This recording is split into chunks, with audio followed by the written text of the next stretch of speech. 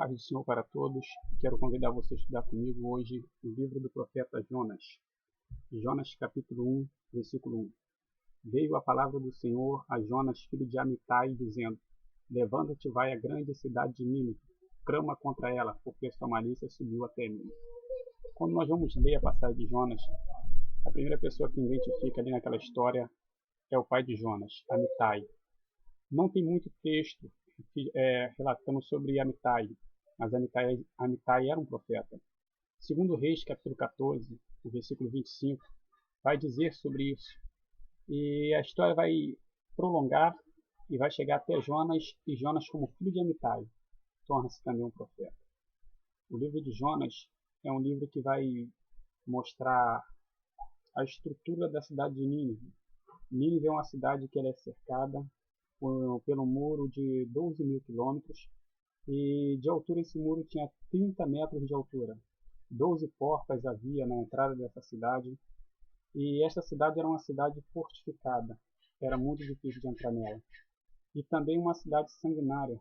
Os profetas que eram enviados para esta cidade para pregar e anunciar o evangelho, os profetas eram mortos. Diz a história que eles cortavam a cabeça dos enviados, arrancavam os olhos, faziam até pirâmides para a cabeça de tanta gente morta que havia na cidade.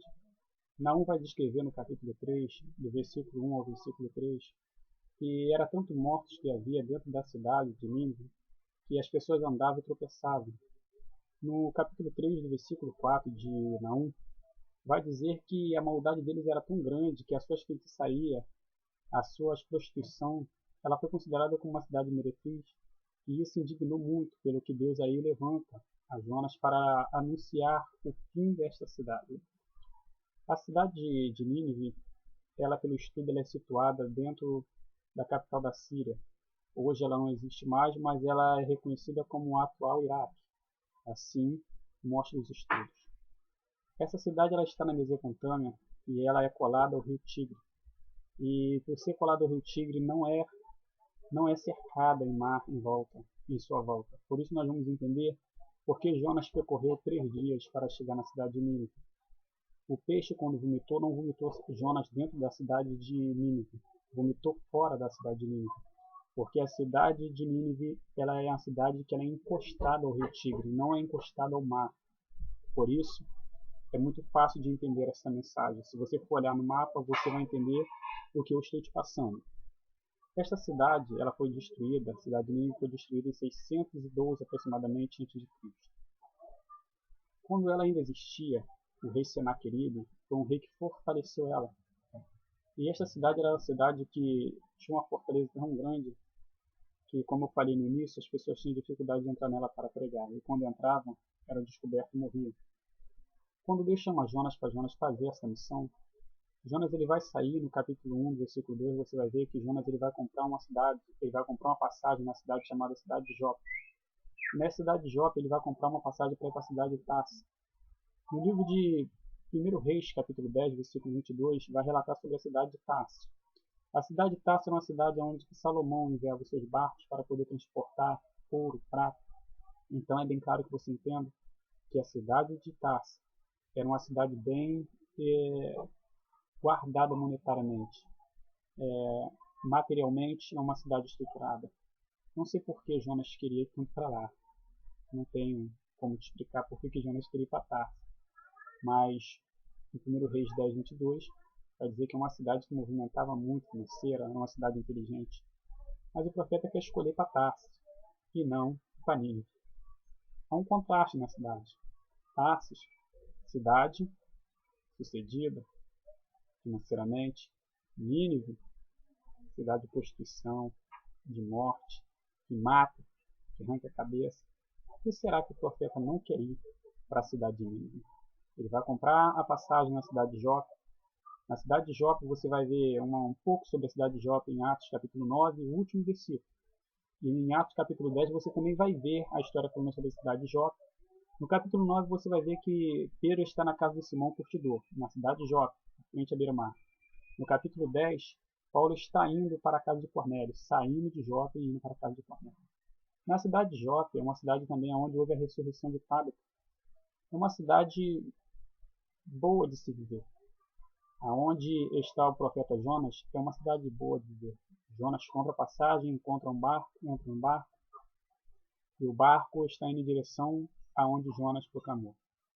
No meio da sua caminhada no mar, levanta-se uma grande tempestade, e essa tempestade é a ponto de despedaçar o navio. Os marinheiros que estão nela tentam jogar tudo que tem dentro, como bagagens, outras coisas fora, para tentar aliviar, mas não conseguem.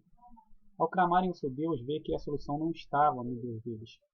Então eles vão lançar sorte, e ter despertado Jonas de um sono profundo que Jonas tinha ido dormir no porão. Quando eles lançaram a sorte caiu sobre Jonas. E eles perguntaram para Jonas: que ocupação é sua? De que povo tu és? De onde tu és? E Jonas fala: eu sou hebreu. Eu sirvo ao Senhor, eu temo ao Senhor. No capítulo 1 de Jonas, no versículo 10, você vai ler que Jonas já tinha declarado para eles por que estava entrando no barco. E Jonas já tinha falado: eu estou entrando porque eu estou fugindo da presença do Senhor. Mas eles, por motivo de falta de conhecimento, para eles tanto faz, tanto fez. Mas quando o Senhor mandou a tempestade naquele barco, naquele mar, e eles sentiram o poder de Deus, eles entenderam que Jonas servia a um Deus verdadeiro que não era igual ao Deus que eles serviam. Você vai ler no capítulo 1, já nos últimos versículos, você vai ver que os marinheiros que estão ali se convertem. Eles clamam ao Senhor. Eles pedem perdão ao Senhor. Faz voto ao Senhor. O que eu acho lindo nessa mensagem é, mesmo Jonas tendo escolhido fugir da presença do Senhor, Deus estava nos planos de Jonas, não de fugir, mas de ganhar aqueles homens que estavam no barco. Eu quero que você entenda que os nossos planos são guiados pelo Senhor, Provérbios 16. São escolhidos pelo Senhor. A passagem vai dizer que os homens pegam Jonas e lançam Jonas no mar, e o mar se aquieta. No capítulo 1, já no último versículo, a palavra vai dizer que Deus tinha preparado um peixe. Interessante, Deus tinha preparado um peixe. Jonas pagou passagem, agora está indo de graça. 3 dias e 3 noites Jonas vai ficar dentro do ventre daquele peixe. E vai ficar clamando ao Senhor: Senhor, me tira da profundeza do inferno. Me arranca daqui, Senhor. A história vai dizer que o peixe vai vomitar Jonas numa cidade firme. Não era Nínive, era perto. Perto como? 1000 quilômetros Jonas andou para poder chegar na cidade. E quando Jonas chega na cidade, Jonas vai anunciar a palavra e vai dizer: por 40 dias essa cidade vai ser subvertida. O Senhor vai destruir essa cidade. É tão engraçado que rapidamente o rei, ouvindo a mensagem, ele se arrepende e junto a ele toda a sua nação. E o rei vai fazer uma coisa tão engraçada que o rei vai jejuar e vai colocar os animais para jejuar. Ele vai jejuar e vai colocar os animais para jejuar. A história diz que Deus, em Jonas 3,10, Deus se arrepende do mal que ia fazer e agora não quer fazer mais. Mas a palavra arrepender aí no original quer dizer não é arrependimento como humano, porque Deus não tem sentimento humano, então Deus não pode se arrepender. A palavra verdadeira aí é pesou-lhe nos tributos de Deus. Ou seja, os tributos de Deus divino, ele trabalha com esse tributo: amor, benignidade, bondade, misericórdia. Deus trabalha com esse tributo, não com sentimentos humanos.